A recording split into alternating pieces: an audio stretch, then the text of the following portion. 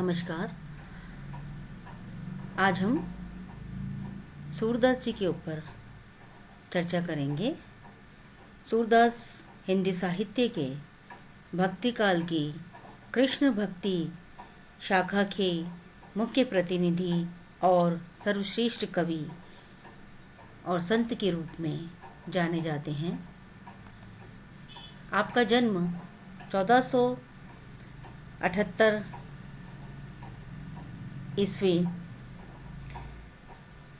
में हुआ था और 1478 ईस्वी जन्म संवत कुछ लोग 1540 के लगभग माना जाता है आपका जन्म। और 84 वैष्णवन की वार्ता के अनुसार सूरदास को कुछ लोग सारस्वत ब्राह्मण मानते थे, जबकि कुछ लोग चंद्रवरदाई के वंश का स्वीकार करते हैं। कुछ लोगों का ये मानना है कि आपका जन्म दिल्ली के निकट सिंही ग्राम में हुआ था, लेकिन अधिकांश विद्वान उनका जन्म रुनकता नामक स्थान में हुआ मानते हैं। यह स्थान आगरा से मथुरा जाने वाली सड़क पर स्थित है। कुछ भी हो, आपका जन्म संवत 1478 ईस्वी ही माना जाता है और जनश्रुति के आधार पर इनकी माता का नाम कौशल्या और पिता का नाम रामदास सारस्वत था। आपके गुरु का नाम वल्लभाचार्य था। आजीवन विवाहित रहे और भाषा सभी जानते हैं कि कृष्ण से बहुत अधिक स्नेह था और इनके आराध्य देव श्री कृष्ण सख्य भाव की आपकी भक्ति और अधिकतर समय ब्रज में बिताया और श्री कृष्ण की सेवा की। इसीलिए इनका जो अधिकार रहा भाषा पर वो ब्रज भाषा का पर ही अधिक रहा। आपका अधिकांश जीवन आगरे के पास गऊ घाट पर व्यतीत हुआ। यहीं पर सूरदास जी ने भक्ति के पद गाए और ऐसा माना जाता है कि ये प्रतिदिन एक गीत गाकर अपने ईश्वर को अर्पित करते थे और बाद में वल्लभाचार्य जी ने इनको अपना शिष्य बना लिया और उन्हीं की प्रेरणा से सूरदास ने श्रीमद् भागवत के आधार पर कृष्ण प्रेम के गीत गाए और बनाए। वल्लभाचार्य जी के पुत्र विठलनाथ जी ने सूर की गणना अष्टछाप के कवियों में की और आपको अष्टछाप का जहाज कहा जाता था। इनके जन्मांध होने की बात भी कही जाती है, परंतु आपकी विलक्षण उद्भावना शक्ति, आपका प्रकृति चित्रण एवं बाल सुलभ क्रीड़ाओं के वर्णन को देखकर इनके जन्म से अंधे होने की बात पर संदेह होता है। अतः ये कहा जाता है कई कई जगह पर कि किसी सुंदरी के मोहपाश से उन्मुक्त होकर उन्होंने विषय के साधक नेत्रों को स्वयं ही फोड़ लिया था। अब इसमें कितनी सत्यता है ये भी कहना बहुत ही मुश्किल है। सूर की प्रसिद्धि को सुनकर ही स्वामी वल्लभाचार्य गऊ घाट पर स्वयं सूरदास जी से मिलने पहुँचे थे और इनकी पदों को सुनकर इतने प्रसन्न हुए कि इनको अपना शिष्य बना लिया था। सूर की सच्ची भक्ति भावना और अनूठी कवित्व शक्ति देखकर वल्लभाचार्य ने इन्हें गोवर्धन पर्वत पर श्रीनाथ जी के मंदिर में कीर्तन सेवा का कार्य भी सौंप दिया था और उन्होंने सर्वश्रेष्ठ एवं सर्वोच्च अपने 8 भक्तों को चुनकर अष्टछाप की प्रतिष्ठा भी की थी, जिसमें सूरदास जी का भी नाम था। सूरदास के पदों का विशाल संग्रह सूर सागर के नाम से प्रकाशित हुआ और इसके अतिरिक्त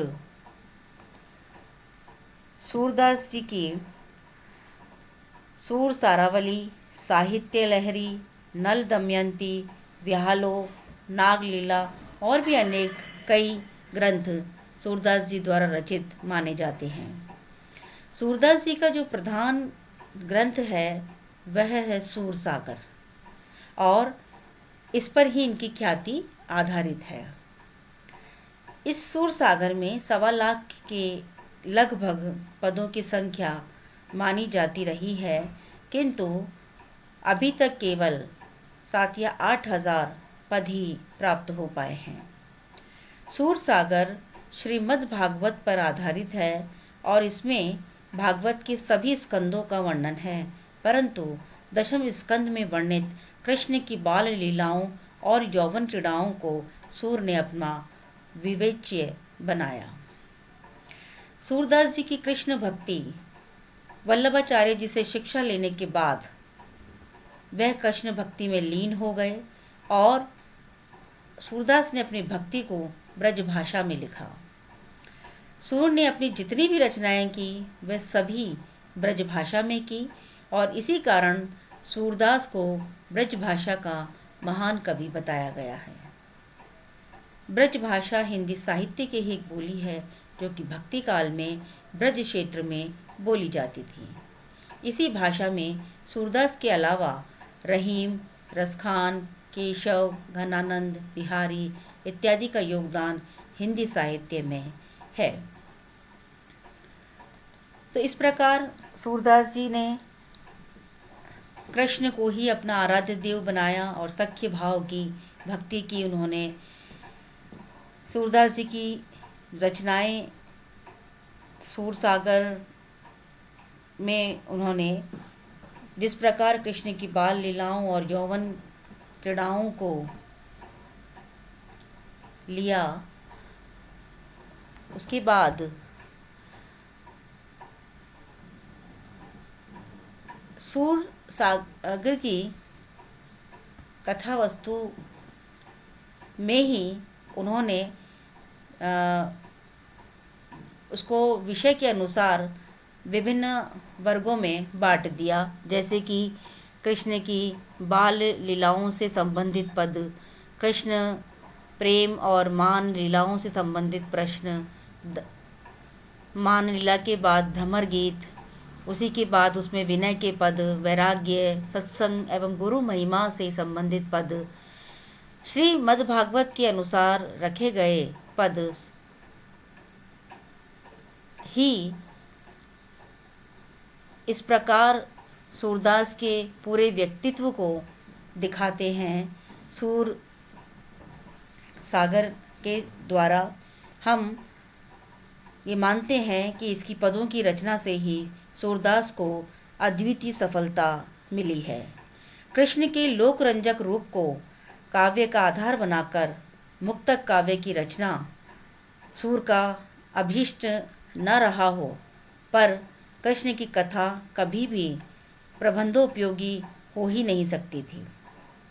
सूरदास ने श्री कृष्ण की बाल्यावस्था और युवावस्था की लीलाओं का विस्तार के साथ वर्णन किया है।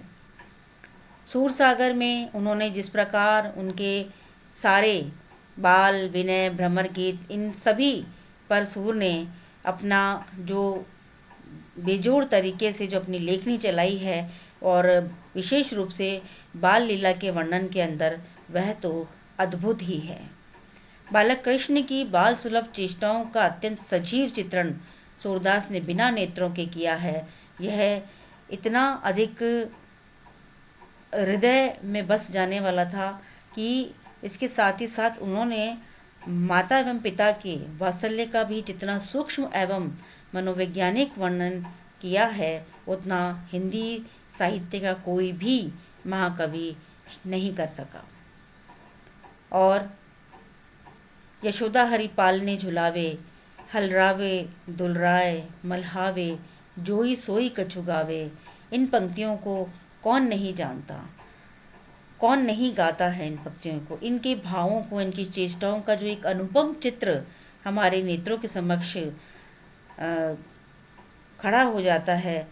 आज भी हम अधिकतर माताओं को देखते हैं कि वे अपने बालक को सुलाने के लिए, अपने बालक के साथ खेलते समय सूरदास के इन पदों को अवश्य ही लोरी के रूप में गाती है।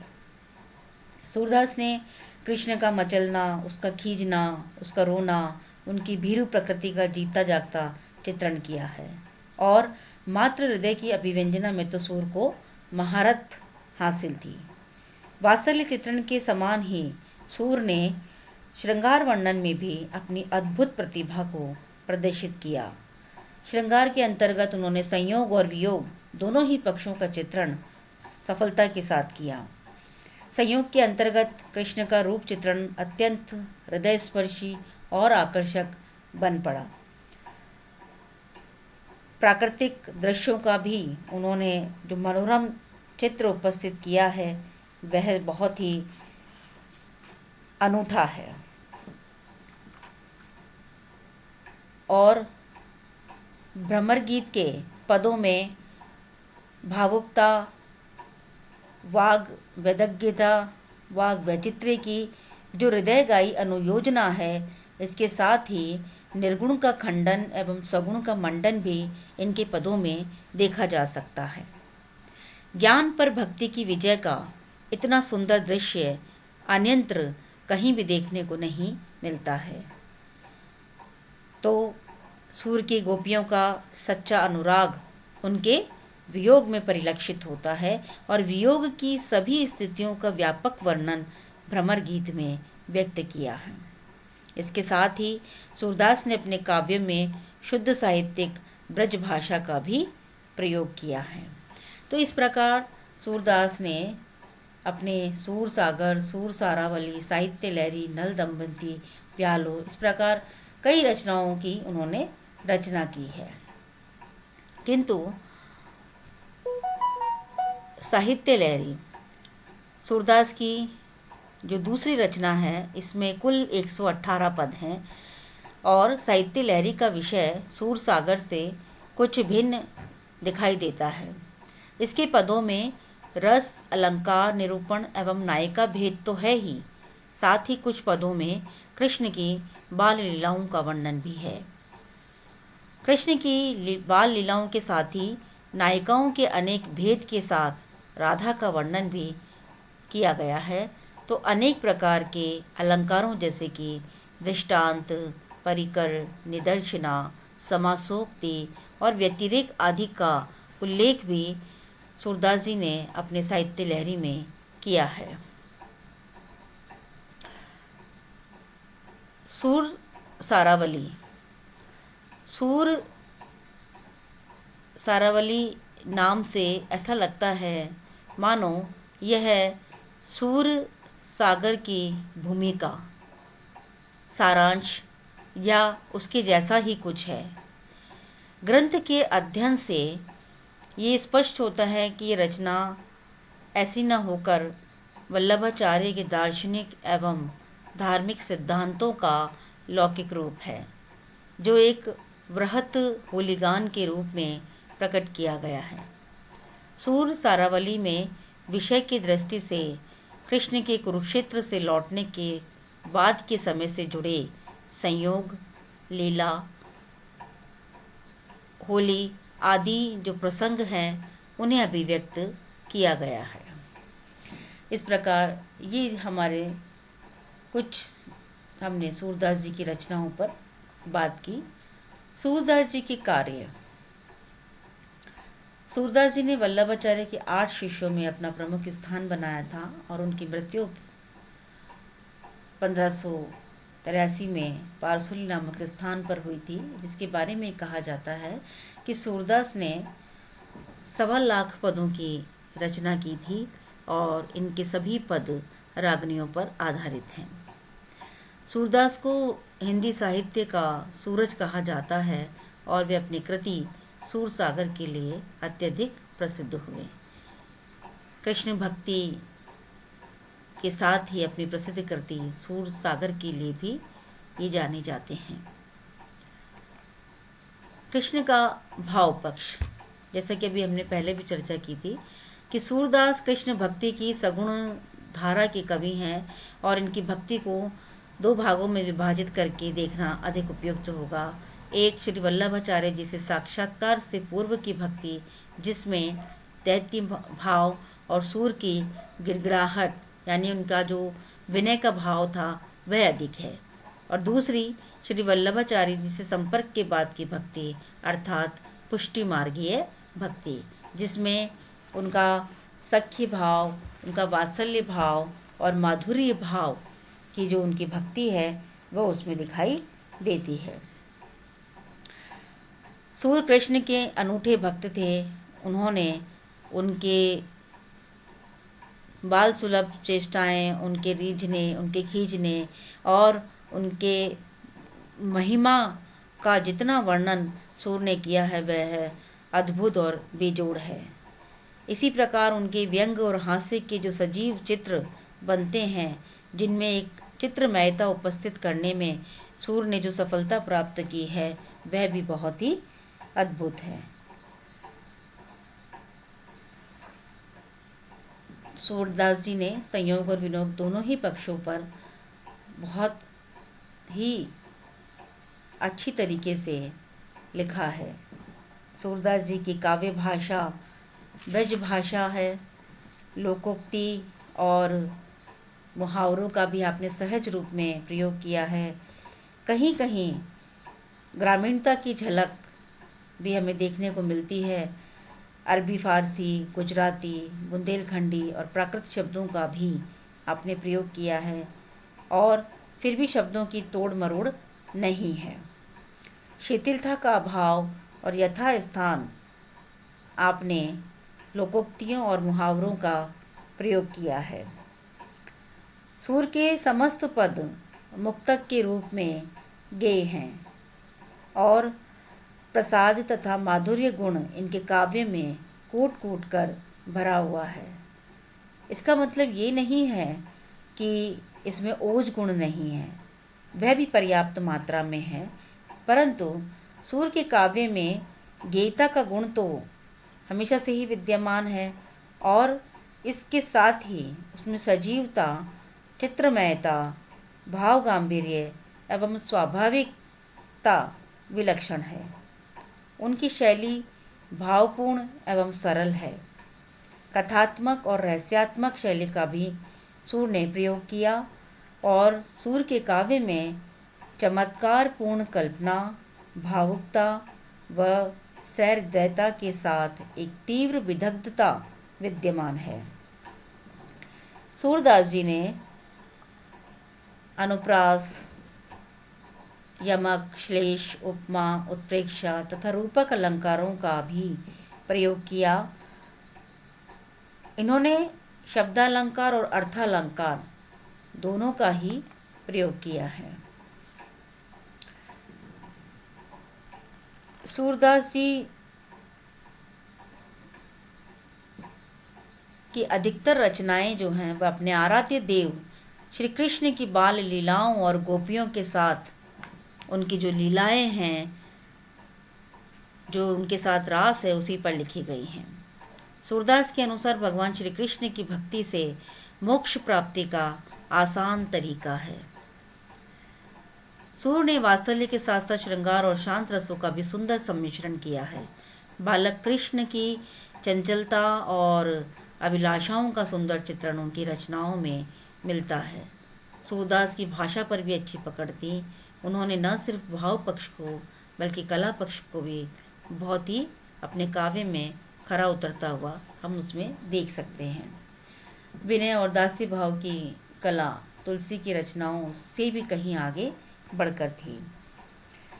इस प्रकार हम भी कह सकते हैं कि सूरदास पुष्टि मार्गी भक्त कवि थे, अतः भक्ति में आसक्ति के संभाव्य आलंबन उनके काव्य में है, और सूरदास के काव्य का क्षेत्र व्यापक न था और उसी के कारण सीमित क्षेत्र यानी कि वात्सल्य और श्रृंगार में उन्होंने पराकाष्ठा कर दी थी।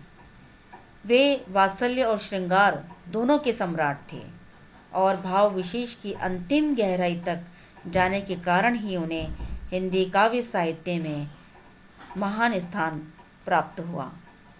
कृष्ण प्रेम की मस्ती में झूमने वाले सूर को मृत्यु के समय कृष्ण के खंजन नयन विमुग्ध कर रहे थे और उन्होंने कहा कि खंजन नयन रूप रस माते, अतिशय चारु चपल अनियारे, पल पिंजरा न समाते।